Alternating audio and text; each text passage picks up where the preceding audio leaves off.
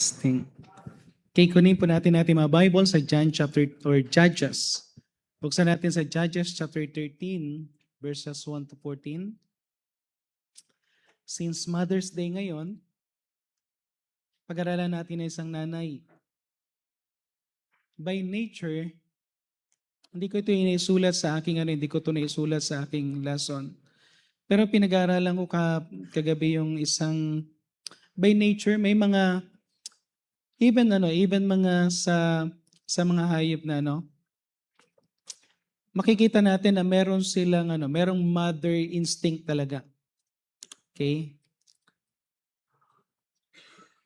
I think isa sa matinding mag-train ng mga anak sa yung orangutang, no?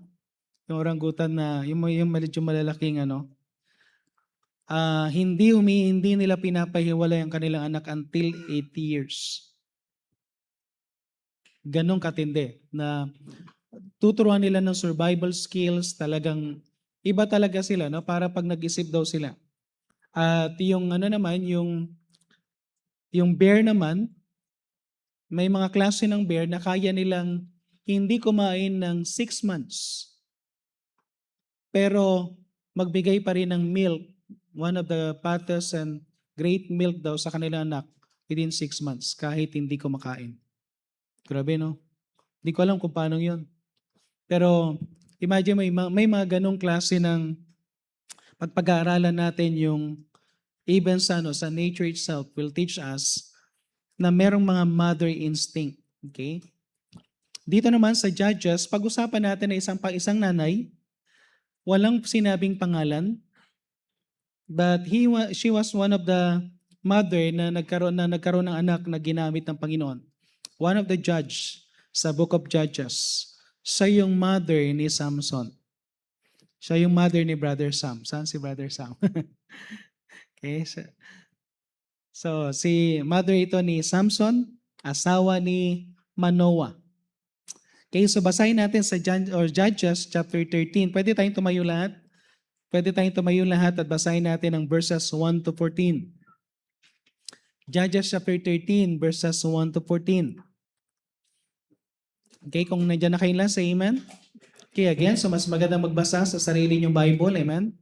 Okay, we'll try na may mga pinaplano namin na magbumili tayo ng mga Bible na pwedeng ibenta diyan sa may labo. Okay, para doon sa mga wala pang personal na Bible. Pero maganda bilhin nyo pa rin kasi kung hindi nyo binili, hindi nyo ingatan. Okay? Pero maganda makabili kayo tawag dito personally. Nakakahiya sa Panginoon, ang ganda ng cellphone natin tapos wala tayong personal na Bible. Okay? Sa mga bisita po, meron po tayong nasa screen at pwede nating i-share yung sa mga bisita yung ating Bible, no? At kung gusto niyo pong bumili ng Bible, King James Bible, amen?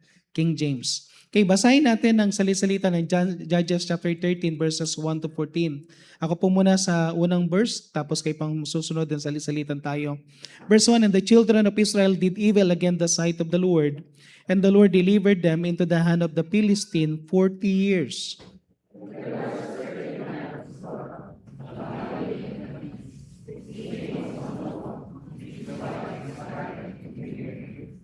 And the angel of the Lord appeared unto the woman and said unto her, behold, now thou art barren, and bearest not, but thou shalt conceive and bear a son.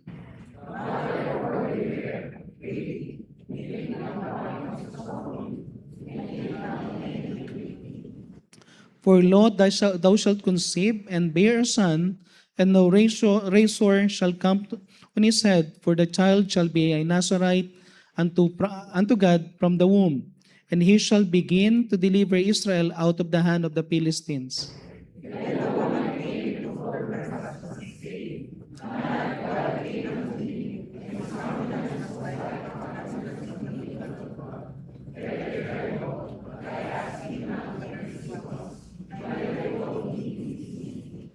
But he said unto me, behold, thou shalt conceive and bear a son, and now drink no wine nor strong drink, neither eat any unclean thing, for the child shall be a Nazarite to God from the womb to the day of his death.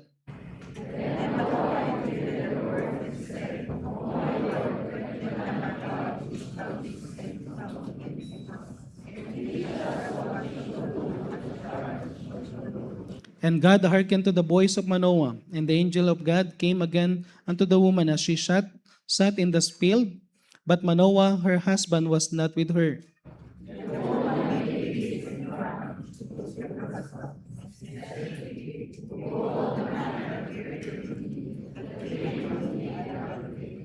And Manoah arose and went after his wife, and came to the man and said unto him, Art thou the man that speakest unto the woman? And said, I am.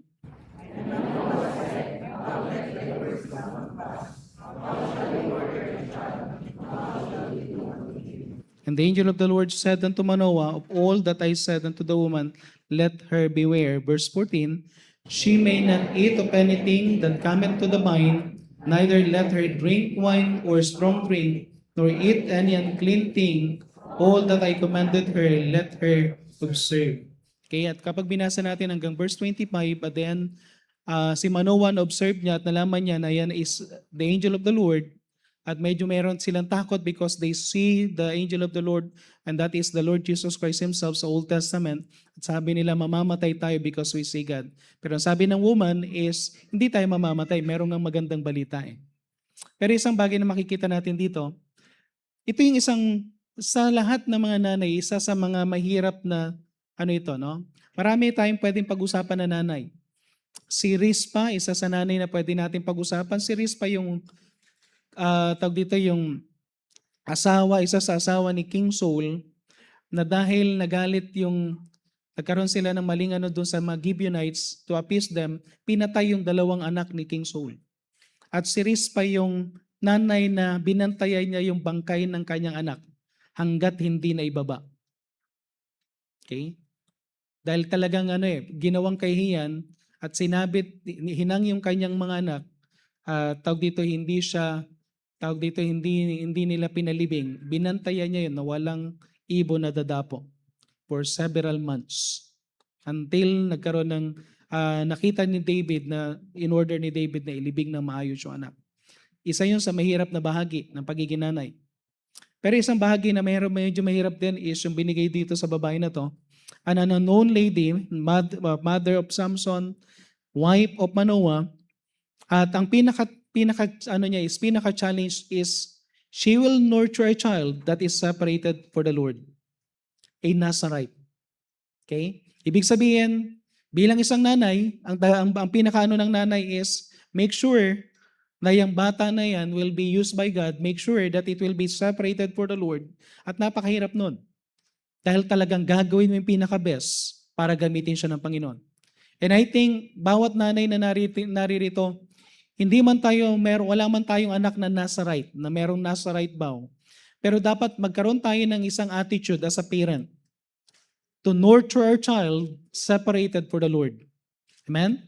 So message natin ngayon is nurturing a child separated for the Lord. So tayo po muna manalangin. Diyos sa masalangit, muli po Panginoon, kami pong muli dumudulog sa inyong trono. Samahan niyo pong muli kami Panginoon sa aming mensahe na aming mapapakinggan. Lord God, I pray na kayo pong magbigay sa akin ng message na kailangan pong marinig ng bawat isa. Tulungan niyo po ako at bigyan ng wisdom, Panginoon. At i-bless po, Panginoon, ang heart ng mga nanay na naririto, even kami mga husband. Dahil mababasa namin dito, Panginoon, ang part din ni Manoah as a husband, as a father, Panginoon, ni Samson. Lord God, we pray na tulungan niyo po kami to nurture our children to be separated for you alone, Panginoon. At magamit niyo po sila someday sa kanilang adulthood at even during their young age, Panginoon. Pagpalain niyo pong lahat na ito, kayo pong muli, Panginoon, na may taas, at kayo po, Panginoon, na mangusap through your Holy Spirit. In Jesus' name I pray. Amen. Okay, pwede tayo maupo. Okay, somebody said, meron isang nagsabi, teaching a child is a basic responsibility. Teaching a child is a basic responsibility, but sadly, very few people are taking the time to do it. Okay, sabi nila, basic responsibility yan. Palagi natin naririnig. Dapat alagaan natin, dapat i-train natin, turuan natin ating mga anak. Pero honestly speaking, sa panahon natin ngayon, because of technology, because of yung ang daming ginagawa, anong tendency, very few parents are taking time to teach, to train their own children. Madalas, at alam ko lahat magiging dito, madalas, Hinahayaan natin ng TV ang maging yaya nila. Amen? Yung Facebook, yung kanilang tablet. And nakakagulat, kahit na wala pang 1-year-old, marunong na maggamit ng cellphone. Okay? Pero dapat makita natin ito na we need to train our own children. We are living sa generation that if we are not careful, ang social media, artificial intelligence, okay, will become the primary teachers of our children. Mag-ingat tayo. Meron isang member sa Mountain View Bible Baptist Church kay Pastor Bangal na siya ay naging addict sa computer. Tapos, tawag dito, dumating siya sa punto na parang hindi niya na alam din ang gagawin niya, but thank God na na-save. At nung siyang nag-share ng regarding sa knowledge niya, regarding computer, magugulat kayo. Ang dami niyang alam kung paanong sinisira ng computer ang isip ng mga bata. Na nakakagulat na even yung mga panuoring pambata, may mga bata pala ngayon na hindi gaano makapagsalita because of the social media. Merong isang klase ng social media, nakalimutan ko yung sinabi niya, pero kabisado ito ng karamihan ng mga nanay. Sana maimbitahan natin siya dito one time, na hindi sila makapagsalita because of the social media. Ang nagtuturo sa kanila is yung mga AI. Okay? Alam niyo yung paulit-ulit na naririnig nila yung repeated na mga voices, na mga sounds, it will create something sa kanilang attitude. Kaya nga sabi dito, the voices shaping their minds are no longer only parents. Ang pinakamahalaga na dapat na naririnig nila madalas is the parents, the pastor, the teachers. Pero ang problem is, ang nagkakaroon na ng nag-influence sa kanila is the algorithms alam niyo yung algorithms ng computer, yung madalas na gusto nilang kasi kapag nagano sila sa kanilang tablet, kung ano yung madalas na sinesearch nila, yun ang ilalabas ng kanilang tablet. We will allow them na ang pinakamagbigay ng influence sa kanila is the influencers, the bloggers, the trending videos, yung mga TikTok, yung cellphone na palaging hindi na.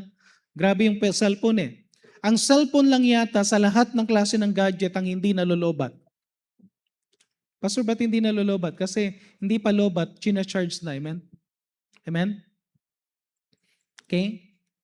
Kahit nasaan yan, may makikita ka, nagcha-charge ng cellphone, maraming battery. Okay? So every scroll in that tablet, every scroll in that, tawag dito yung kanilang cellphone will teach something. Every video will forms values in their life. At nakakalungkot dito, everything na nakikita nila will teach our children something na hindi natin gustong ituro sa kanila. Okay, so if the church and the family do not intentionally teach truth and wisdom, kung hindi tayo magtuturo, especially yung Word of God, mag-ingat tayo, the world will take that part. Ipipil nila yan sa pamagitan ng social media.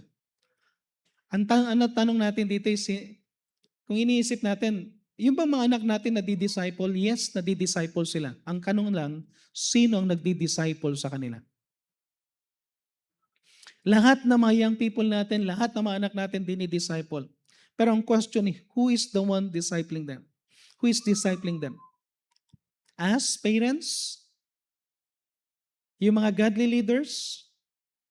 Or somebody sa social media? Okay? Mahalaga yung sinabi dito na si ano mismo is, nagkaroon siya na yung wife ni Manoah is binigyan ng responsibility. Okay? To teach this child. Tandaan natin, si Samson is miracle baby din ito. Ano yung kalagayan ng kanyang wife, yung mother ni Samson? Barren. Okay? Pagpapakita na every child is a blessing. Kapag binigyan ka ng Panginoon ng anak, i-treasure mo. Pag binigyan ka ng maraming anak, marami kang blessing. Amen? Okay? Bakit dati no umabot ng 12 yung mga anak, ngayon pakauntian, Dok? No? Ewan ko, pagka-Kristyano, lalo na sa mga pastor, naala tayo sa pastor, Bihira sila magkaroon ng anak na, bihira yung mga lalaki na anak. Kaya si si Missionary Arteta, pag nandun siya sa Nepal, pag nakita siyang tumayo, apat yung anak niyang lalaki, sabi ng mga tao doon, pinagpala itong pastor na to. Pinagpala. Alam niyo kung bakit? Kasi sa Nepal, ang nagbibigay ng dowry, babae, hindi lalaki. Ang gagastos sa kasal, babae, hindi lalaki. So wala siyang gagastusin, amen? Okay? Brother Ding, wag kang pupunta sa Nepal. Magastos. Okay? Okay? Pero alam niyo, pakuntihan ngayon ng mga pakuntihan ng mga anak, pero kailangan, alam niyo, maraming blessing yan. Blessing ang mga anak natin. But how to nurture a child separated for the Lord? Okay? Kasi ang pinakano natin dito is Nazarite. By the way, ang ibig sabihin ng Nazarite, sila yung merong vow na hindi sila pwedeng gupitan. Ang Panginoon, wala siyang Nazarite vow. Siya ay Nazarene. Kaya hindi mahaba ang buhok ng Panginoon. Amen? Okay? Pero itong si Samson, meron siyang Nazarite vow. Bawal siyang gupitan, bawal siyang dumikit sa anumang klase ng marumi, kasama ang bangkay. Okay? At ganon din yung hindi siya pwedeng uminom na anumang klase ng strong drink, ng wine. So, lahat yan is bawal kay Samson. At kailangang palakihin ng nanay, make sure na itong mother na to will nurture this child separated for the Lord. And I pray na yun din ang desire natin bilang parents. Bagamat wala silang Nazarite vow yung mga anak natin. Pero sinong magulang ang hindi magnanais ng anak nila lumaking may takot sa Diyos? Sinong magulang ang hindi magnanais ng anak natin is gamitin ng Panginoon sa kanilang young age hanggang sila ay lumaki? Gusto natin na sila ay nasa kalooban ng Panginoon sa buong buhay nila. Tama? At goal natin yun. Now, paano natin ito gagawin? Number one is the preparation in the womb. Okay, sino dito yung buntis pa lang? Buntis. Meron ba tayong member na buntis? Hindi yung mukhang buntis yung buntis. Meron ba tayong member na buntis? Meron bang buntis? Ayun, si pangatlong anak. Pangatlo ba o pangatlo at pangatlo? Pangapat. Pangatlo lang, no?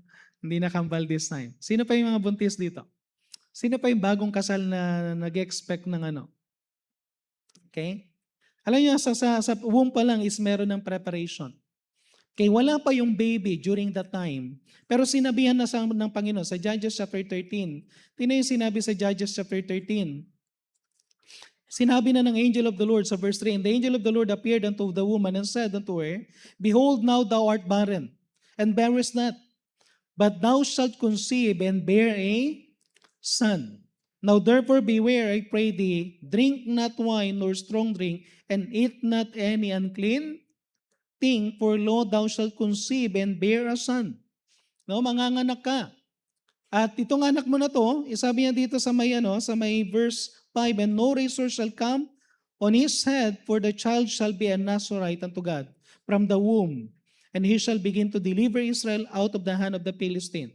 So bagamat yung bata yung may Nazarite vow, pero sa verse 3 pa lang makikita na natin na meron ng preparation sa womb. No? Even yung nanay, sabi ng Panginoon sa nanay, yung anak mo magkakaroon ng Nazarite vow, pero ikaw mismo hindi ka rin pwedeng uminom ng strong drink, hindi ka rin pwedeng lumapit sa unclean thing. Ibig sabihin, ipiprepare niya na yung sarili niya na siya mismo isa-separate niya yung sarili niya sa mga bagay na bawal kay Samson. Amen? Grabe, no? Bago pa lang ipanganak yan, So, makikita natin dito na mahalaga yung preparation in the womb. So, children are heritage from the Lord. Okay? Bawat anak na binigay sa atin ng Panginoon. By the way, bawat anak is regalo ng Diyos. Amen? Huwag tayong katulad ng nasa Western country na kapag may diferensya ang anak. Sa Western country, hindi ko alam kung gaano karami na nagpa-practice ito, pero sa Western country, kapag na-detect nila na nasa sinapupunan pa lang, may defect yung bata, nilalaglag. Para hindi daw maging liability ng country. Pero tandaan natin to, kahit anong klase ng anak na meron tayo, At anuman ang maging sitwasyon ng anak natin, that is a blessing from the Lord. Amen? Kung nagkaroon tayo ng anak na, tawag dito, may anak tayo na mute, meron tayong anak na may kapansanan physically, blessing yan. Okay? Hanggat ibibigay sa iyo ng Panginoon yan na alagaan mo yan because sabi nga sa Proverbs, sa Psalms 127 verse 3, Lo, children are heritage of the Lord, and the fruit of the womb is His reward. Pastor, even yung mga bata na nabuo dahil sa maling bagay, alam nyo, wag nating idama yung bata sa kasalanan natin. Amen? Every child ay may karapatan na ipanganak. Wag nating hayaan na, hindi natin pwedeng, mamaya, meron akong sasabihin dito para regarding dun sa, na yan. Dahil, itong gusto ko makita ninyo, dahil even sa mga Kristiyano, may mga churches, lalong-lalo na sa Western, pinagtatalunan. Legal ba na, at tawag dito, hindi ba tayo nagkakasala pag nag-a-abort? Tingnan niyo yung sinabi sa Jeremiah chapter 1 verse 5. Gusto ko lang makita niyo itong dalawang talata na to. Ang sabi dito sa Jeremiah chapter 1 verse 5, kay Jeremiah saka kay Paul sa Galatians mamaya. Jeremiah chapter 1 verse 5, Before I formed thee in the belly, I knew thee. Bago pa lang daw ma-form, wala pa sa wala pa sa sinapupunan. Kilala na ng Panginoon yung tao na malalagay dyan sa sinapupunan. And before thou camest forth out of the womb, I sanctified thee, and I ordained thee a prophet unto the nation. Listen, God can sanctify and call even an unborn baby. Hindi pa pinapanganak, pwede nang i-sanctify ng Panginoon. Nasa tiyan pa lang, pwede nang tawagin ng Panginoon sa ministry. Katulad ni Samson. Si Samson hindi pa to pinaglilihi. Magkakaroon pa lang sila ng baby. Pinangako pa lang na magkakaroon sila. Wala pa siya sa sinapupunan. Wala pang, tawag dito, hindi pa nag-i-start na magkaroon siya ng, hindi pa nag-meet yung egg cell sa sperm cell, pero sinabi na ng Panginoon, magkakaroon ka ng anak at magiging siyang Nazarite. Si Jeremiah ganun din. Before I formed thee in the belly, I knew thee. And before thou camest forth in the womb, I sanctified thee and ordained thee a prophet. Hindi mo alam kung sino yung tao, kung anong mangyayari sa anak mo na yan na nasa tiyan mo ngayon. Amen? Amen? Kaya, kung meron tayong, hindi ko alam ito, pero kung meron man dito ngayon na nasubukan mong magpalaglag, na nasubukan mong nag-abort, alam ko, illegal sa atin ito. Pero hindi mo alam kung anong gagawin sana ng Panginoon sa bata na yan. Hindi mo alam. And someday sana wag kayong magkakaroon ng maling klase na young people, young ladies, wag kayong magkaroon ng wrong relationship na someday baka idadamay niyo yung bata because hindi niyo alam kung anong gagawin ng Panginoon sa bata na yan. Sa Galatians chapter 1 verse 15, ang sabi diyan, But when it pleased God, who separated me from my mother's womb and called me by His grace. Ang sabi ni Apostle Paul, sa tiyan pa lang ng kanyang mother, tinawag na siya by His grace. Amen? That's why ang abortion is considered murder. Hindi ko alam kung anong paniniwala ninyo, pero sa salita ng Diyos, murder yan. At wag na wag mong gagawin. Hindi ko alam kung anong mga pagdadaanan ng mga young people natin. But never mong gagawin ng pag-abort na isang baby na nilagay ng Panginoon sa sinapupunan mo. I thank God hindi ako na-abort. Personally. At the age of 18, sinabi ng mother ko, humingi siya ng tawad sa akin. That time, saved na ako that time, sinabi niya to. Nung pinagbubuntis kita, the age of 18, hindi pa kami kasal ng papa mo. Uminom ako ng gamot, nagbuhat ako ng mga mabibigat na bagay. But I thank God na hindi ka nalaglag. Kaya tinignan ko yung sarili ko sa salamin, ano yung kulang? Baka may kulang. Baka may abnormal. Pero alam niyo, iniyakan ko yun. Sabi ko, Lord. Tapos no, later on, na-realize ko habang tumatagal, alam niyo lahat ng pag-iingat sa iyo ng Panginoon. Young people, gusto ko lang sabihin sa inyo to, no? Kilala ka na ng Diyos mula bago ka palang ipanganak. Alam na ng Diyos kung anong mangyayari sa iyo. At sabihin ko sa inyo to, lahat ng pag-iingat na ginagawa niya sa iyo, may purpose yan dahil meron siyang gustong mangyari sa buhay mo. Amen? Na-share ko na sa inyo na tatlong beses nang may nangyari sa mata ko sa right. Grade 6, nakipagsuntukan ako. Amen? Grade 1, nakikipagsuntukan ako hanggang grade 6. Tapos meron ako nakasuntukan, meron siyang problema sa mata, iisa lang yung matang gumagana sa kanya. At lahat ng kalaban niya, gusto niya isuntok ganito. At ang target, mata. Para once na nakipagsuntukan, kaparehas niya na rin. Amen?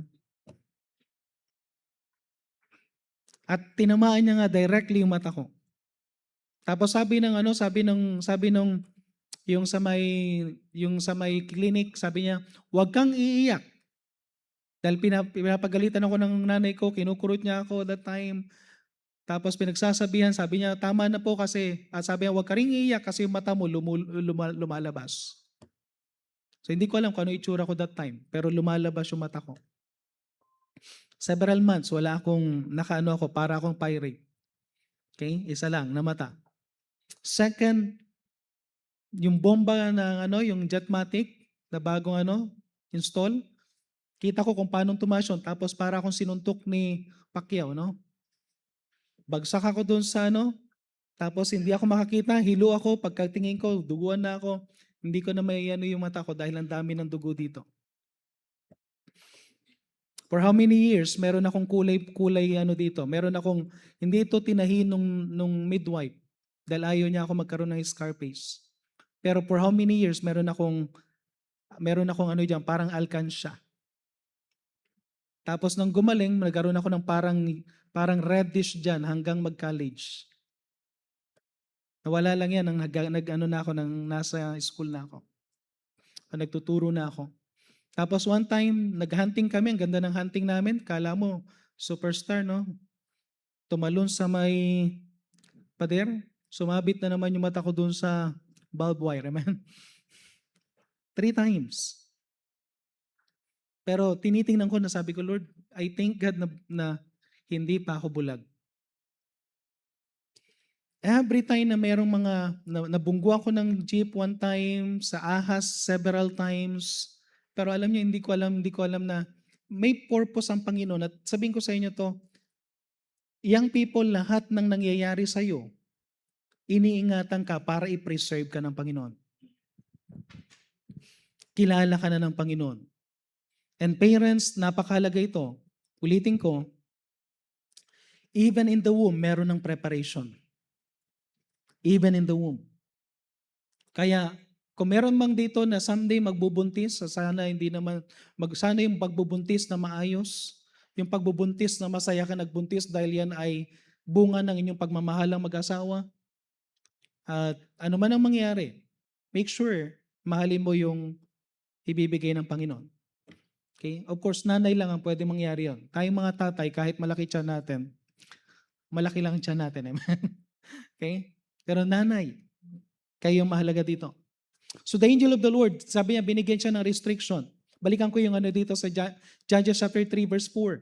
Ang sabi ng Panginoon kay doon sa babae, "Now therefore beware, I pray thee, and drink not wine nor strong drink, and eat not any unclean thing."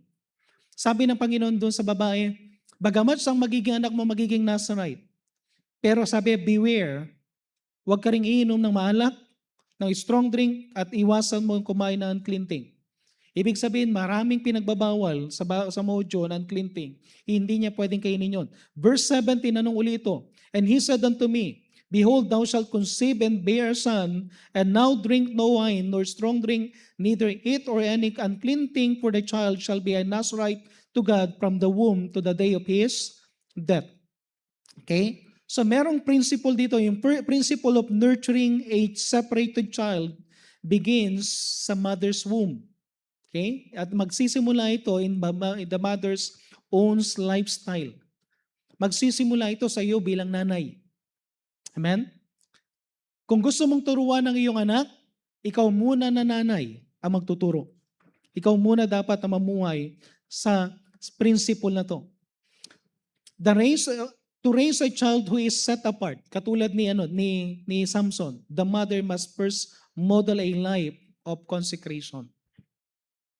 Dapat ikaw mismo na nanay ang magmo-model ng life of consecration. Amen? Mahalaga kasi na bilang isang nanay, responsibility natin, responsibility mo to, tawag dito yung mag-nurture. Okay, listen. Sino yung naniniwala sa inyo na lahat ng nangyayari sa inyo habang nagbubuntis kayo will affect your child? Di ba kapag halimbawa, sino sa inyo nag-experiment? Nasa tiyan pa lang, pinaparinig mo na yung music. Di ba nagiging musical yung may hilig sa music, yung bata? Amen? Okay? Kapag yung bata, palagi kayo nag-aaway, di ba paglabas, yung mukha niya rin nakakunot no, iba? Okay? At alam niya na yung mga, mag-ingat kayo, baka pagka lumabas siya, ang sasabihin niya, yung naririnig niya sa nanay at tatay niya. Amen? Naapektuhan siya, at nakita ko to, no? Kapag ang nanay, tahimik na tahimik, tapos very, yung bang lahat kahit masakit na yung tiyan niya, tahimik pa rin siya. Makikita mo yung bata pag lumabas, tahimik lang siya. No? Pero kapag napakaingay natin, yung anak natin ang ingay din. Amen? Like mother, like, hindi ko alam. Pero affected siya kasi habang nasa tiyan yan, nadidevelop yan, meron ng naririnig yan. Kaya di ba kuminsan sasabihin ng mga nanay, anak, masakit yung tiyan, masakit, huwag ka muna masyadong malikot. Di ba nakikinig siya? Sasabihin, yung bang sasabihin mo muna na meron kang makikipag-usap ka, makikinig siya. And even sa daddy, no? Pagka narinig niya yung pangalan, yung boses ng tatay, merong effect. Kaya mahalaga kahit na nagbubuntis yung asawa mo, nandyan ka bilang tatay. Alam ng anak mo na wala ka sa piling ng anak mo, ng nanay niya, at ganun din sa kanya kapag hindi niya naririnig yung boses mo. That's why napakahalaga na naririnig yung boses natin. Amen?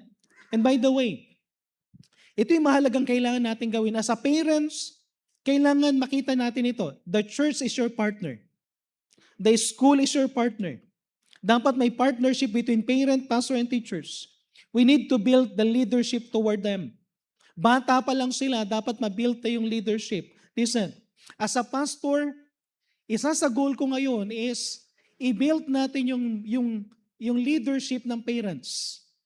I-build natin yung magkaroon ng connection din yung mga parents at children. Pero tandaan natin ito. As a pastor, binibuild ko yung inyong leadership, but as a parent, you need to build the leadership of other authorities. Alam niyo kung bakit mahalaga ito? Because a child who learns to disrespect one authority, isang authority lang i-disrespect ng anak natin, will eventually disrespect other authority in their life. Tandaan niyo to.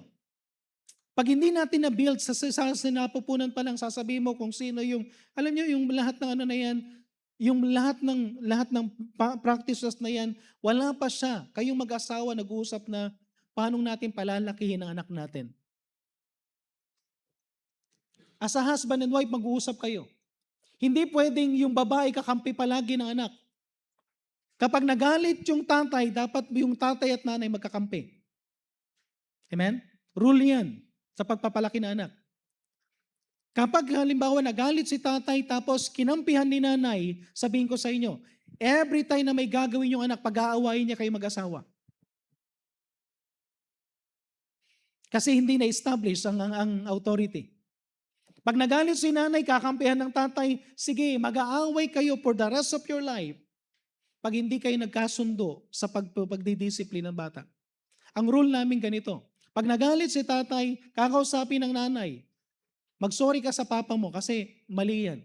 Kahit anong sabihin niya, babalik ka, humingi ka ng tawad sa tatay mo. Ang rule ko naman sa nanay, Pag pinagalitan ka ni nanay, pinalo ka, may palo ka rin sa akin. So doble ang palo kapag si nanay. And later on, makikita nila to. Alam nila na may authority. Anong tendency? Susunod sila sa magulang. Ganun din yung partnership. By the way, huwag niyo akong gamitin na panakot sa anak. Amen? Amen? Sabi niya, nandyan si pastor, lagot ka. Tahimik ka na, nandyan na si pastor. Huwag natin gamitin na yan. Pero kailangan natin magkaroon ng partnership. Listen, pag sinabi niyo, alimbawa ako bilang magulang, tapos hindi ako pastor, tapos pastor si Brother Manning, amen? At tinuruan ko yung anak ko na huwag makinig sa pastor, ang tendency, later on, hindi rin makikinig sa iyan. Any authority, any person na mas may edad sa kanya na hindi niya kayang irespeto, sabihin ko sa inyo, someday, guguho yung leadership kapag hindi siya matutong mag-respect sa leadership. Parang ganito. Lahat ba ng pulis matino? Marami hindi. Lahat ba ng traffic enforcer matino? Marami hindi. Amen? Amen? Pero ano sasabihin mo sa anak mo? Pag pinara ka ng traffic enforcer, anong gagawin mo? Huwag mo nang pansinin, takasan mo lang yan. Bilisan mo na lang yung takbo. Alam nyo, kahit na yung traffic enforcer para mangutong, turuan mo pa rin yung anak mo. Kailangan mong huminto. Sabihin mo sa kanya yung makipag-ano ka sa kanya. At kung talagang huling kanya, sige lang. Pero wag kang magkakaroon why? Kapag tinuruan natin yan ng tendency, baka paglaruan niya ang authority, pati pulis paglaruan niya. Nakuha niyo ibig ko sabihin? Na once na na-break ang isang leadership, later on, babalik sa iyan. Kaya mahalaga na kapag mayroon na tayong turuan natin ang mga anak natin, learn to abide, learn to obey, o kaya learn to respect. Kahit may mga pagkakamali sometimes, kailangan natin i-respect ang authority. Amen? Amen? I-build up mo na yan. Habang bata pa lang yan, sa sinapupunan pa lang yan, anak, dahil alam mo yung mga things na kailangan niya matutunan, nag-uusap na kayo, wala pa si baby. Nag-uusap na kayo, anong kailangan natin gawin. Katulad na itong babae na to, sabi ng Panginoon, magmula ngayon, bawal ka na uminom ng alak, bawal ka na uminom kahit na yung grape juice, galing sa vine, bawal kang kumain ng anything na marumi na pinagbabawal ng mga Hudyo. Anything na hindi ka pwedeng lumapit din sa mga bangkay ganon. So lahat ng mga bawal kay Samson, gagawin na ni nanay. Kasi kung hindi mo kayang gawin sa sarili mo, paano mo ituturo? Amen? Paano natin ituturo sa anak natin someday mag-pray kung hindi tayo nagpipray? Paano natin tuturo sa mga anak natin na someday aralin natin ang salita ng Diyos pero hindi tayo nakikita nag-aaral ng salita ng Diyos? Gusto natin sila maging faithful sa church pero tayo hindi faithful sa church. Alam niyo yan? Bago natin ituturo yan, kailangan pag-aralan muna natin. Preparation from the womb. Second, pattern from the home or pattern in the home. Pattern in the home. Raising a Nazarite is not an easy task. Okay? Ako personally, I believe na yung mother niya, binigay niya yung pinaka-best niya to separate Samson for the Lord. Isang bagay na makikita natin, walang sinabi ang Bible sa Genesis sa Judges na pinagalitan ng Panginoon ang kanyang nanay at tatay, kundi si Samson mismo ang nag-disobey. Imagine nyo to, no? Ang point ko, isang bagay na makikita natin dito, kahit ibigay mo yung pinaka-best, and I know na maraming parents, you gave your best para turuan ang ating mga anak. Pero sabihin ko sa inyo, someday sila pa rin ang gagawa ng decision. Amen? Amen? Kahit nasabihan na natin lahat ng klase ng pagsasabi sa kanila. Si Samson, kahit siya ay binigay ng kanyang mother yung pinaka-best, pero sabihin ko sa inyo, gumawa pa rin ng kasalanan si Samson. Dinisobey ni Samson lahat ng pinagbawal ng Panginoon, kaya tinanggal yung power niya sa kanya. Namatay siya ng isang cruel death. At ayaw natin mga magulang na may mangyari sa anak natin. Pero kung si Samson nga na pinagsabihan, kung si Samson na binigay ng kanyang mother ang kanyang best, even ng kanyang father ang kanyang best, nagkasala pa, how much more kapag hindi natin sila tuturuan? Amen? How much more pag wala tayong gagawin? Deuteronomy chapter 6 verse 4 to 9. Tingnan nyo maigi yung pinakaano dito, no? Paulit-ulit ko itong sasabihin dahil napakalaga ng responsibility nito. Hear, O Israel, the Lord God is one Lord. And thou shalt love the Lord thy God with all thy heart. Sino ang tinuturuan muna dito? Yung parent. And with all thy soul and with all thy might. And these words which I commanded this day shall be in thine heart. Yan muna ay parents. And sabi sa verse 7, pagdating naman sa verse 7, katulad ng mother ni Samson, and thou shalt teach them diligently unto thy children. So una, sa'yo muna, matutunan mong mahalin ang Diyos ng buong puso, buong kaluluwa, buong kalakasan. Then pagkatapos nun, ituro mo sa iyong mga anak. At paano mo ituturo? Thou shalt talk to them when thou sittest in thine house, when thou wakest by the way, when thou liest down, when thou risest up. Ibig sabihin, every time na may opportunity ka makasama mong anak mo. By the way, habang batang anak natin, subukan natin na magkaroon ng time sa kanila. Kasi kung kapag hindi na yung bata, wala nang may sarili ng schedule. At kung ang anak mo ay young people, kung may opportunity na makasama mo ang anak mo, isama mo lang. Isama mo lang. Habang nasa sasakyan, mag-usap kayo. From time to time, magandang pagkakataon natin na pag-uusap, yung kasama mo siya. Kaya nga sabi ng Panginoon when thou liest down, when thou walkest, when thou rises up, kahit anong ginagawa mo, may lesson. Tinuturuan mo siya magluto, may lesson from the Bible. Sabi niya sa verse 8, thou shalt bind them for a sign upon thine hand. They shall be a frontlets between thine eyes. Palaging nakikita, palagi itong naririnig. And thou shalt write them upon the posts of thy house and on thy gates. Sa lahat ng area na pwede niya makita ito, kailangan mong ituro ito. Amen? So ibig sabihin ganito, paano natin ito gagawin? We need to teach them by example. Alam ko mahirap, but we need to teach them by example. Ano yung mga ituturo natin? For the sake ng time, bibilisan ko na lang ito. Teach them to have time for God. Amen? Sabi sa Proverbs chapter 8 verse 17, I love them that love thee, love me, and those that seek me early shall find me. Make sure, mukhang sirang plaka na tayo dito, pero anak, gising na. Amen? Amen? Sino yung parents dito na palaging nanggigising ng anak? Taas ang kamay. Kukunti lang. Sino dito parent na hindi na ginigising anak? Taas ang kamay. Wala din nagtaas ang kamay. Okay? Siguro palagi maririnig, kung pwede lang maglagay na tayo ng recorder na, anak, gising na, ka na, ligo ka na, ganito ka na, tapos magbasa ka na ng Bible, mag-pray ka. Amen? We need to teach them to have time for God. Teach them to honor God in their worship. Kaya alam nyo, pag nandito tayo sa church, ang magandang position ng anak, sana natin to, no? Kung nakikita natin yung anak natin hindi nakikinig, parents, patabihin nyo yung anak nyo sa tabi nyo. Kung alam nyo hindi sila makikinig.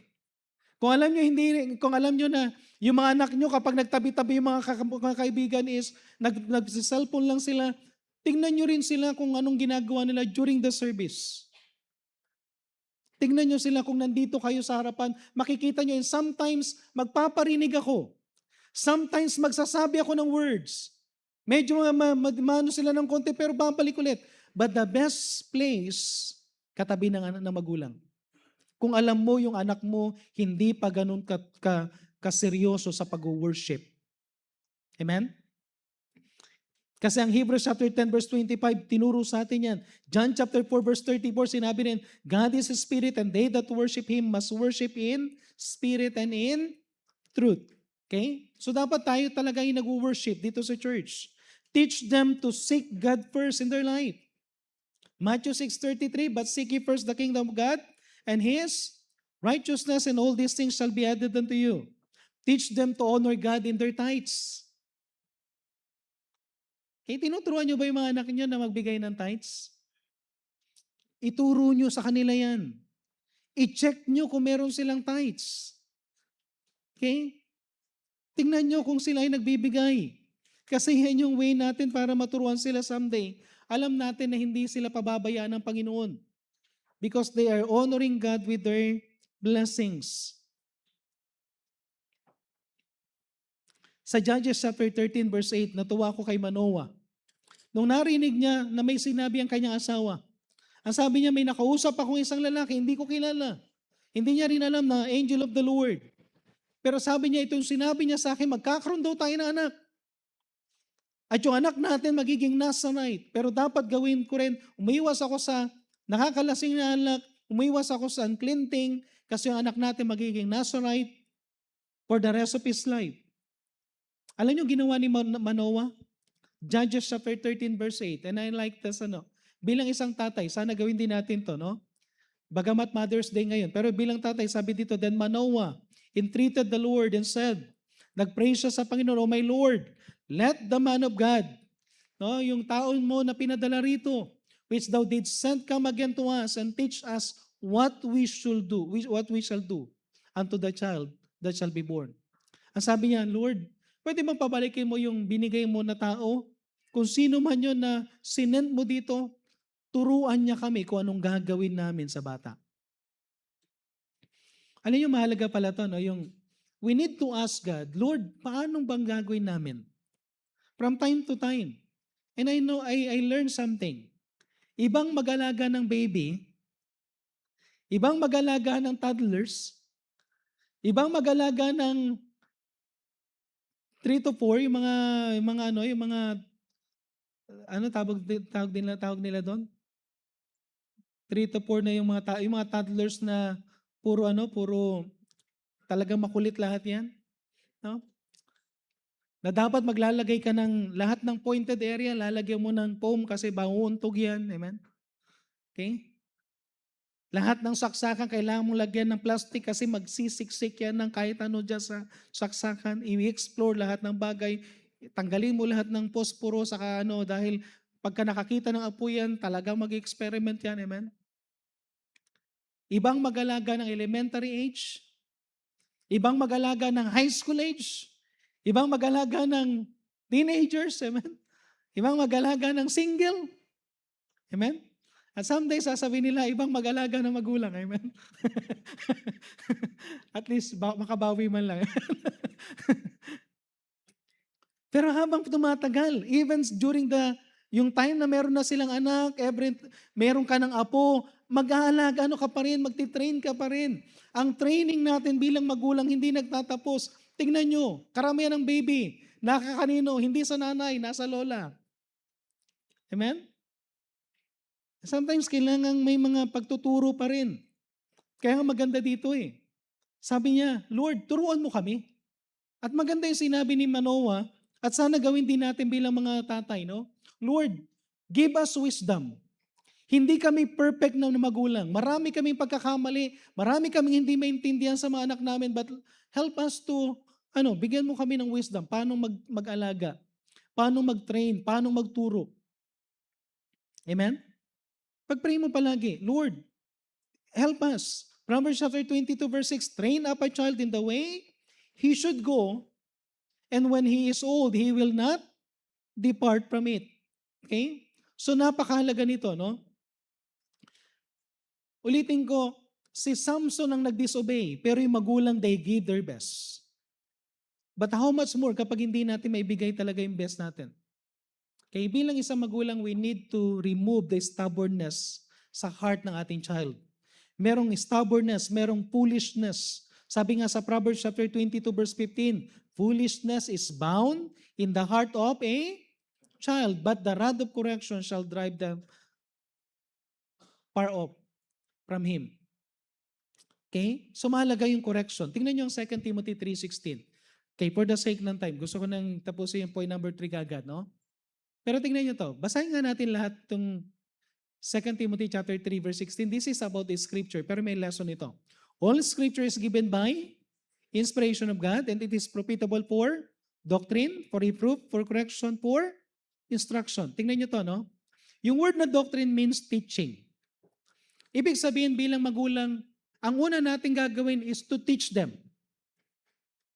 Sabihin natin kung ano yung tama at Mali. Tapos kapag ginawa nila yung mali, anong gagawin natin?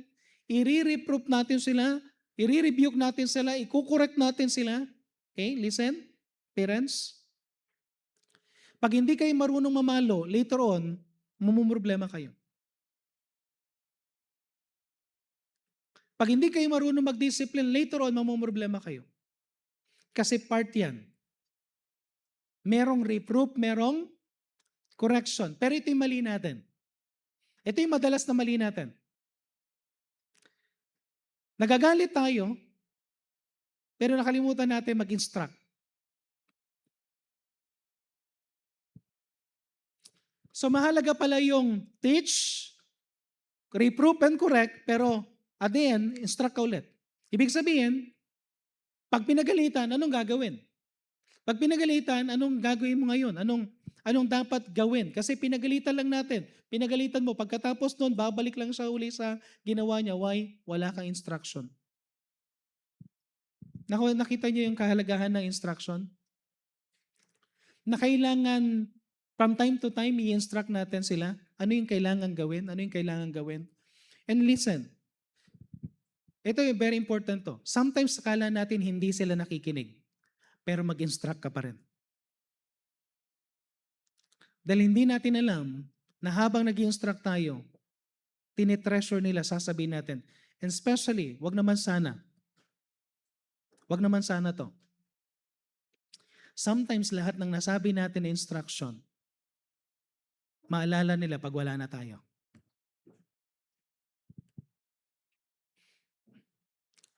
Sa mga anak, siguro mas maganda, alalahanin nyo na lahat ng instruction hanggat may enjoy mo pa yung parents mo. Noon ang mga magulang, noon ang mga anak may privilege na magkaroon sila ng magulang na mahabang buhay. Mga anak noon, imagine mong mga anak dati noon, hindi sila takot na pagka nakita nila yung tatay nila at the age of 60, hindi sila takot. Bakit? Ang mga tatay noon, nasa 100 ang edad eh. Maabot ng 90s, tama? Amen? Ngayon, ano nang karamihan ng namamatay? 70s. Ngayon, kapag ang tatay mo nasa 50s, isipin mo eh. 60s, parang nakakatakot na, no? 70s? Pero alam nyo, maikli na yung buhay natin. Paikli ng paikli. I-treasure mo na habang buhay pa yung magulang mo. Amen? Amen? So, balikan natin ito as a parent. We need to teach them. We need to correct them, rebuke them. Pero kailangan mag-instruct. Then lastly, the preparation in the womb. Yung second is the pattern in the home. Tapos number 3 is the protection of boundaries. The protection of boundaries. Proverbs chapter 22 verse 28. Remove not the ancient landmark which thy fathers have set. Ang boundaries, alam niyo yung, sino sa inyo nakakita ng mga muhon? Muhon. Okay? Anong kahalagahan ng muhon? Pwede bang ilipat yung muhon? Hindi. Pag nilipat mo yan, wala na. Yung muhon, strategically, nilagay yan sa boundary ng lupa. 4 yan. Yung muhon, hindi nyo alam yung muhon? Hindi nyo alam, no? Alam nyo yung bato na straight na, no? Bilog siya, tapos straight yan, tapos nilalagay yan sa mga lupa. Yung lupa na yon, pag hinukay yan, makikita nyo yan doon sa lupa. At yan yung ng mga engineer, alam nila kung hangganan ng lupa ninyo. Okay? So hindi siya pwedeng ilipat. Okay? At madidetect yan, kahit na isang muhon lang mag-stay, madidetect yan kasi nakasulat yan sa ng mga engineer. Ngayon, hindi mo siya pwedeng tanggalin because it marks the boundary. Now, pag paglalaruan mo yan, then pag tinanggal yan, then we are stealing the person's future kapag nawala yung ancient landmark, yung muhon. Kaya mahalaga na merong muhon. Ang boundaries, tanda natin to, ang boundaries, it serve as orderliness. Okay? Anong sabi ng Bible? God is not author of confusion, but peace, as in all churches of the saints. So mahalaga na meron tayong orderliness. So yung pinaka pinaka-ancient landmark natin. Bakit natin ito in-establish? Because gusto namin maging maayos ang buhay ninyo. Ayaw namin kayo maging asal kalye. Anong asal kalye? Yung bang maririnig nyo kung ano-ano man naririnig nyo tapos gagayahin nyo. Okay? Ayaw namin yon. Sabi ko nga, kung siguro, buti na lang, hindi, si RJ hindi ka naging basagulero katulad ko nung bata, no? Imagine, grade 1 to grade 6, nakikipagsuntukan ako. Mga bata noon, sige nga, dilaan mo yung tenga. Wala, pagka ginanon mo na yan, wala na, suntukan na yan. Ganun lang kasimple yung ano nun. Maya-maya, pagdating mo sa bahay, mayroon ka ng pasa, amen? One time, na barangay ako. Tapos ang barangay captain, yung lolo ko eh. Sabi ng lolo ko, hindi niya alam eh kung anong gagawin niya eh. Ang daming kalokohan. Pero alam nyo, I thank God na tatay ko hindi pa save, marunong siyang mamalo. Pinapalo niya kami ng sintron. Yung first time ko na magungupit sa kanya, pabarya-barya. Hindi ko to pinagmamalaki kinakahiya ko to. Just to ano lang yung lesson. Pabarya-barya, tapos nang hindi na ako nakontento, listen, ang kasalanan nagsisimula sa maliit. Pero eventually, lalaki yan. Nung time na hindi na ako makontento sa barya, tinarget ko yung wallet ng tatay ko. At kabisado ng tatay ko kung magkano yung laman ng wallet niya. Nung time na kuminawa ko yung isang doon, sikat ako sa school, ang dami kong nilibre. Pagdating sa bahay, nahuli ako ng nanay ko kasi nakita niya yung barya na kinupit ko nasa damit. Tapos tinanong niya ako sinong kumuha ng wallet sa wallet ko. Then pinalo ako ng tatay ko ng sintron. That time sa galit niya, baliktad yung sintron. May yung buckle yung tumatama. Hindi ko sinasabing tama yun, pero muntik na ako, hindi ko alam kung paano ko sasanggayin lahat. Pero magmula nung pinalo ako ng tatay ko na that time, sabi ko, kahit 5 duling, hindi ko nakukunin. Amen? I learned na magtinda ng bibingka sa yung maghanap ako na nagtinda ako ng mga bibingka sa para lang may pera ako na hindi na ako kukuha ng pera na hindi sa akin. Hanggang sa pagdating sa province, natuto kami magtrabaho sa bukid, sa mais, sa palay, sa sibuyas. Pinagtatrabahuan ko. Kaya hanggang ngayon, ganun ako tipid. Pero pagdating sa Christian life, sa giving, grabe, no? Pero sa sarili ko, tipid. Amen? Pero dahil sa tatay ko. Nahuli ako ng tatay ko na tawag dito, nagsugal. Natututo lang magsugal. Sabi niya, sige, pag nahuli-uli kita, itong mo. Ang tatay ko, pag sinabi niyang dapa, dumapa ka na. Kasi pag hindi ka dumapa, kung ilan ang bilang niya, nakasampu siya, 10 lahat ng palo mo. Kaya pag sinabi niyang dapa, dapa. Wala pang palo yun Hindi, pero may palo pa rin kami. At alam ko ang palo ng tatay ko. Hindi ang palo ng tatay ko. Marami sa ating magulang ganito magpalo. Hindi nga ganun Mali yan. Bad yan. Bad. Walang sakit yun. Sasabihin nila, ay ganun lang pala yung palo. Okay lang. Pero pag naramdaman nyo yung tunay na palo, kahit 5 duling, ayaw mo nang kunin. Amen? Amen? Sino yung mga magulang na naka-experience yung pag pinalo ka sa binti, yung pag naglakad ka, parang pag pinagdikit mo yan, talagang ganda, no? May design. Okay? Subukan ko ang pinakamasakit, gusto ko yung gano'n, yung malapad. Kasi pero yung marka ang matanggal. Pero masakit yung kawayan. Sino sa inyo nasubukan yung kawayan, yung sanga ng kawayan? Yung bulawit ba yun? Bulawit, no? Na pagka hinahataw, yung maririnig mo yung tapos parang mayroon something na talsik yung ang sakit na nga na mo, tapos yung talsik pang ganun. parang latigo na parang ang pinakamatindi doon yung pinakadulo eh. Yung talagang merong sting na ano eh. Pero alam nyo, magmula nung pinapalo kami dahil doon sa palo na yon, tumino kami, amen? Amen? Wala pa ako, hindi pa ako saved that time na. Hindi pa ako saved, wala pang Bible noon, wala akong alam sa prayer life, wala akong alam sa ano, pero pinapalo pa lang ako, at least, nung pinalo ako, hindi na ako nahirapan makakilala sa Panginoon. So I thank God sa correction. May mga boundaries. Boundaries that serve protection. Di na ako magtatagal dito pero tingnan nyo sa driving. Tingnan nyo na lang yung boundaries ha. What if walang linya sa kalye? Sino yung marunong mga mag-drive dito ng mga young people? What if walang linya sa kalye? Tapos nagda-drive ka sa Cannon Road, amen? Cannon Road ha?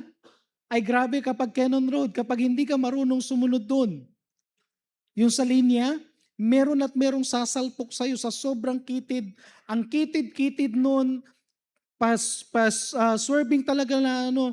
And yet, ang bibilis ng mga sasakyan, pag hindi ka na nandun sa linya, lagot ka. Ang boundaries is serve protection ito. Kung merong linya, meron kang safe line. So every time na meron kang safe line, make sure na nandun ka sa may protection. Hindi ko na masasabi lahat, no? Pero beware na mayroon tayong kaaway. Sino yung kaaway natin? 1 Peter chapter 5 verse 8. Be sober, be vigilant, because your adversary, the devil, as the roaring lion, walketh about seeking whom he may devour. Walang iba kundi si Satan. At kapag wala tayong rule, at hindi natin binantayan yung sarili natin, yung mga anak natin, anong tendency? Proverbs chapter 25 verse 28. And I'll just end with this ano. Proverbs chapter 25 verse 28, brother. Atras lang ako ng konti. He that hath no rule over his own spirit is like a city that is broken down and without walls. Okay? Kung wala kang rule in your own spirit, hindi ka naturuan ng tamang guidance as a young people, as a toddlers, teenagers, someday, para ka daw city broken down without walls. Ano ibig sabihin? Lahat pwedeng pumasok. Lahat pwedeng mag-penetrate sa'yo. Kaya, thank God kung meron kayong parent na stricto. Amen? Amen? Sana, parent, ay mga anak, huwag kayong magtatampo kung pinapagalitan kayo. We are just protecting you. Kasi, anong pinakano namin, we want to nurture you. A child, a young people that is, separated or dedicated for the Lord. So, ang goal namin is, sana ganun kayo na young people. Parents, meron tayong youth camp. Alam ko hindi na, yung mga iba, too late na para sa inyo, pero gusto ko yung sabihin lang ito sa inyo ha. Every activity sa church, huwag niyong hayaan ang anak ninyo hindi mag-participate. Alam niyo kung bakit? Tanggalin mong isa, sa susunod, tatanggal pa siya ng isa. Sa susunod, tatanggal pa siya ng isa. Sa susunod, wala na siyang ititira. I-allow niyo ang anak ninyo na may mawala sa buhay nila sa spiritual life. Payagan yung anak nyo na hindi umatin ng pride ng Sunday afternoon. Payagan yung anak nyo na hindi sumaten ng prayer meeting. Later on, hindi na yan atin sa church. Pag tinanggal mong isang protection, maraming mawawala sa kanya. Now, ang goal natin sa anak natin, hindi pa huli ang lahat. Katulad nung mother ni Samson, magsimula tayo bilang parents, especially mothers. Kung ano yung gusto mo sa anak mo, and someday kung ano yung gusto mo sa apo mo, gawin mo na ngayon para may turo mo habang maaga sa mga anak mo. Tapos susunod sa apo. Amen? Amen? At tayo mga parents, mga natatay, sana katulad tayo ni Manoah, Lord, teach us. Teach us. Anong pwede namin gawin para yung mga anak namin maging maayos din? And God granted yung lalaki, yung prayer ni Manoah, na bumalik yung man of God, the angel of the Lord, rather, para ituro sa kanila yung dapat nilang gawin. It's not too late. Amen? Amen? Okay? Tayo mga tatay, kausapin natin yung mga anak natin, yung mga simpleng, tawag dito, yung kapag may lakad tayo, isama natin sila, ayusin natin Amen? Okay? Pwede tayong tumayo lahat, magkaroon tayo ng prayer, tapos short invitation. I don't know kung ano yung bagay na nag-speak sa atin, pero ang goal lang natin is how to nurture our children to be separated for the Lord. May preparation na yan sa womb, may pattern na dapat makita sa home, tapos dapat meron tayong protection of boundaries. Kung ano yung bawal, bawal. Kung ano yung dapat na hanggat nasa poder natin sila, tayo yung masusunod na tayo yung maglilid sa kanila. Anak, kailangan mo to. Kailangan mo umattend sa church. Kailangan mo maging faithful sa tayo ang magdadirect sa kanila. Later on, at the end of the day, magkakaroon kayo na hindi ko na nasabi dyan, pero yung true freedom, ma-achieve mo pag nakita mo yung tamang boundaries. Okay? Ma-achieve mo yan. Mararamdaman mo na, malaya pala ako. Meron lang akong protection, pero may kalayaan ako na gawin, lalong-lalo na kapag tama. Amen?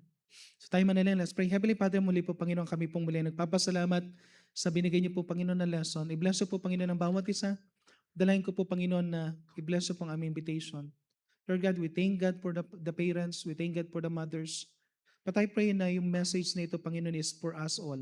Sa nanay, sa tatay, even sa mga anak. Tulungan niyo kami Panginoon na makita namin Panginoon ang kahalagahan that we need to nurture them. As a parents, we need to nurture ang mga anak namin and sa mga anak na magtiwala sila sa aming mga magulang, mga authority, to nurture them para maging separated at dedicated ang kanilang life para sa Panginoon. Palayan niyo pong invitation, kayo pong muli ang may taas sa aming kalagitan ng Diyos. I pray. Amen. So habang tumutugtog ating pianist, hindi natin patatagalin. If God spoke to our heart na nakita natin, sabi ko ang message is not just for the mother, it is also for the father, it is also for the children. Magsimula tayo na i-desire natin, Lord, I want to have a separated life. So, ang goal is para sa mga anak. Pero hindi natin magagawa ito kung tayo mga parents, hindi rin natin gagawin. So, we need to pray. We need to pray, Lord, tulungan mo ko na magawa namin yung kalooban mo. At ganoon din sa mga anak na ma-appreciate nyo yung ginagawa ng mga magulang ninyo habang maaga. Hanggat buhay pa kami. Okay? At kung meron mang dito na hindi pa nakakatiyak ng kaligtasan, if you are first-time visitor na wala ka pang katiyakan ng kaligtasan, kaibigan, ang sabi sa Bible, 2 pamilya sa Bible. Sa John chapter 8 verse 44, and ye are your father the devil. May pamilya ang Diablo. At ang Diablo, ang pamilya niya yung mga taong sumusunod sa kanya sa kasalanan. At wala pang katiyakan ng kaligtasan, wala pang personal relationship. Kung ikaw ay hindi paligtas, by nature tayo ay sinner. At kung hindi pa tayo ligtas, by nature, we are under Satan. Tayo yung tinutukoy dun sa John 8:44 na anak ng Diablo na ginagawang kasalanan dahil wala pa tayong personal relationship sa Panginoon. Pero merong John 1:12 na ang sabi sa John 1:12, but as many as receive Him, the Lord Jesus Christ, to them gave He power to become the sons of God. Sa John 1:12 may pangako na kapag ikaw ay aaminin mo na makasalanan ka, tatanggapin mo si Jesus Christ bilang tagapagligtas, ikaw ay magiging anak ng Diyos sa pamamagitan ng Panginoon Jesucristo. So yun ang gusto namin i-share sa iyo kung paano ka magkaroon ng katiyakan ng pagtungo sa langit na maging anak ka ng Panginoon. So kung meron man dito na wala pang katiyakan ng kaligtasan, pwedeng pakitas ang kamay tapos i-share lang namin sa iyo kung paano mo tanggapin si Jesus Christ bilang tagapagligtas. Meron ba? Meron ba? Sa mga bisita natin, kung gusto niyo tanggapin ng Panginoon, taas mong kanang kami mo. Bibigyan ka namin ng counselor. Meron ba? Okay, merong isa nagtaas. I think meron din pong isa na nanay. Okay, so meron lang pong mag-share sa inyo at sama lang po kayo. Okay, meron dalawa. Sino pa? Meron pa ba?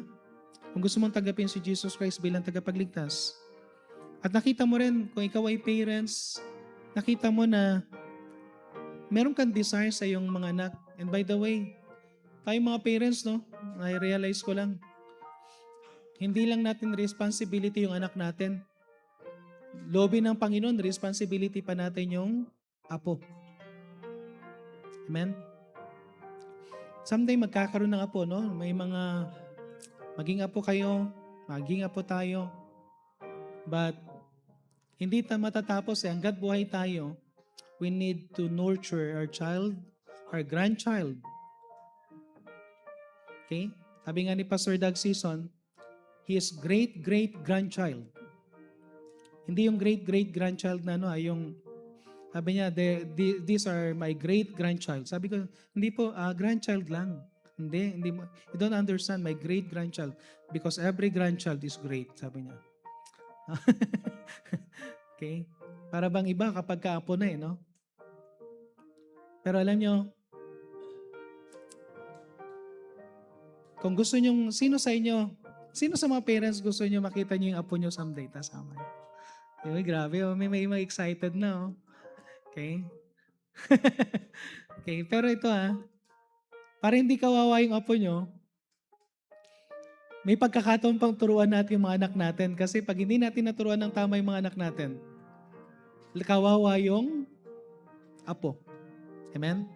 Pero kapag tama yung tuturo natin sa anak natin, sabihin ko sa iyo, napakasaya mong lolo at lola. Amen? Amen? Okay? So, pag-pray natin na let's be a blessing sa ating children and grandchildren by nurturing them to be separated for the Lord. Tayo po'y manalangin. Diyos sa masalangit, maraming salamat po sa binigay niyo po, Panginoon, ng message. I-bless niyo po, Panginoon, ang bawat isa sa amin. Patuloy niyo po kaming bigyan ng gabay.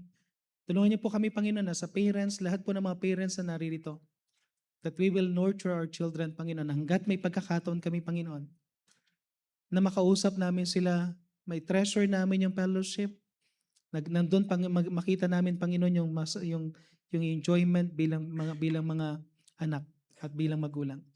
And I pray na ganun din po ang mga anak, Panginoon. Tulungan niyo po sila, Panginoon, to enjoy their parents. Lord God, meron pong instruction and teaching, reproof, and correction and instruction along the way. But Lord God, I pray na ito pong bagay na ito is maging enjoyable. May mga pagkakamali na kailangan ituwid.